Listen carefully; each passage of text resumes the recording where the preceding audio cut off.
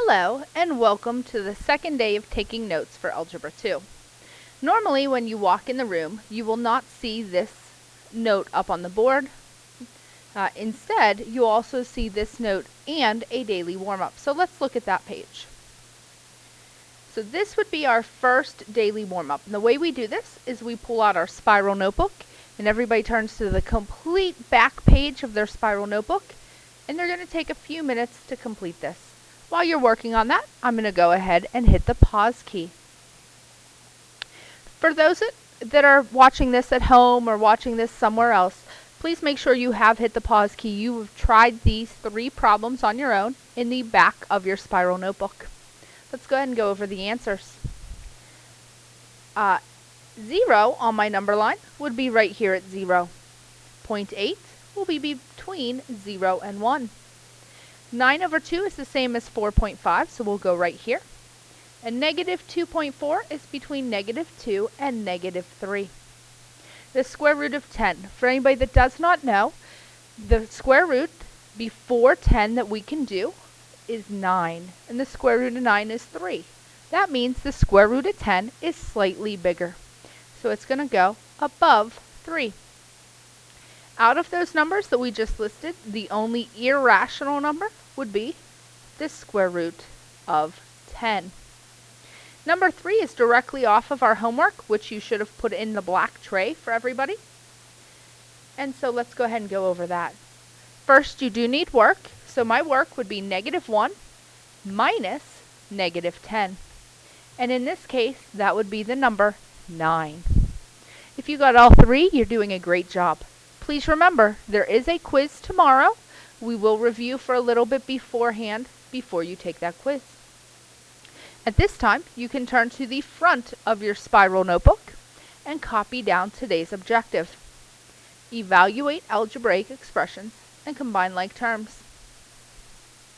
Once you have copied that onto line 2 of your table of contents, you can turn to page 2 and copy that at the beginning.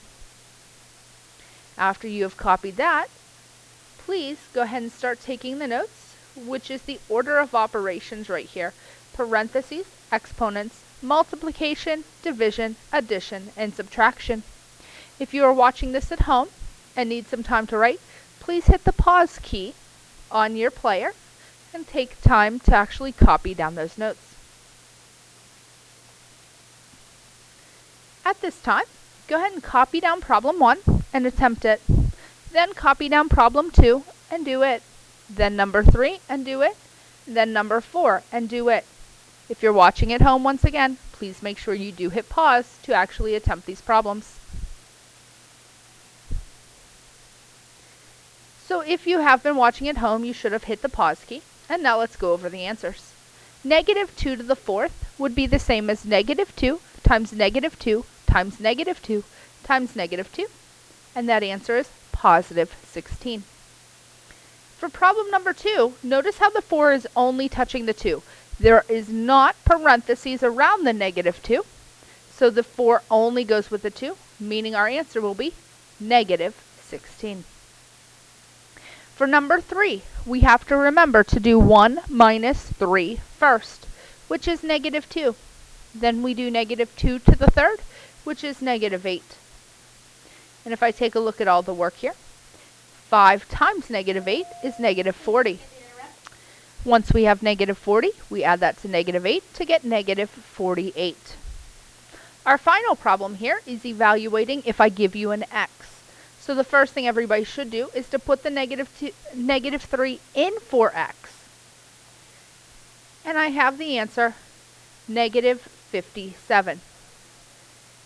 Let me move a few things around here so everybody can see this clearly. Please remember, do not multiply these two numbers. You need to square the negative 3 first. Then you can multiply. If you got all 4 correct, you completely understand PEMDAS. If you did not, you probably need to work a little bit more on the order of operations before tomorrow's quiz. Now let's go ahead and take a look at 5 through 8. Again, if you are viewing this at home for the first time, please pause the video and take a minute to do these 4 problems. All right, for those of you, once you have unpaused the video, let's go ahead and go over these answers. These are the 4 answers. They're not in the correct order, so we're just going to go ahead and match them. If you're adding 10m and 15m, you will get 25m. Notice the letter m's exponent did not change. The only time an exponent changes is if you are multiplying letters. For number 6, you are only combining the 6 and the negative 8. That gives us negative 2m squared plus 7m. For number 7, before we can actually do this problem, we need to distribute that 3. So we should have 3m minus 6 plus 4m minus 28. Now I can combine my like terms. 3m and 4m is 7m. And negative 6 and positive 28 is negative 34. Same thing here with number 8. We're going to distribute the m, but now notice I'm going to multiply an m and an m. In that case, my exponent does change. So this becomes 2m squared minus 3m plus 7m. When I combine my like terms to get the correct answer, I will have 2m squared plus 4m. So let's actually remind ourselves how we find the area of a triangle. A lot of people say length times width, and then a lot of other people say base times height. Both are correct.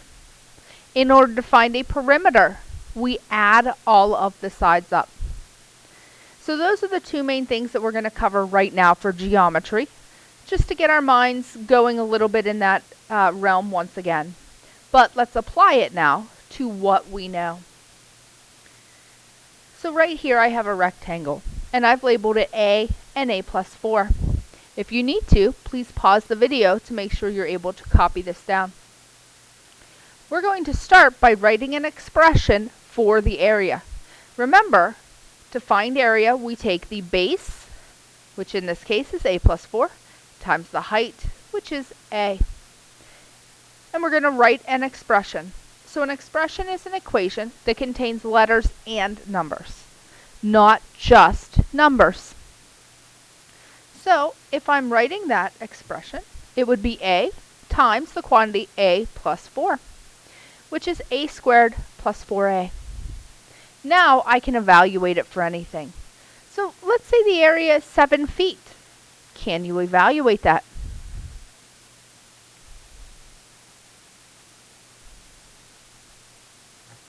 And hopefully, if you're at home, you've figured out that would be 49 plus 28, which is equal to 77, I believe. And then we need to make sure that we do label this, and since we have labeled it feet, we're going to label it as feet squared. If ever this is not right here with feet, then you can label it units squared. So here is tonight's essential work, page 14, and then those problems. If you decide to, you can also do the page 17, which is listed right on your essential work answer key. If you do page 17 along with page 14, I will give you 2 points bonus. If you do have any questions, please remember I am available every morning during homeroom or any day after school. I hope to see you.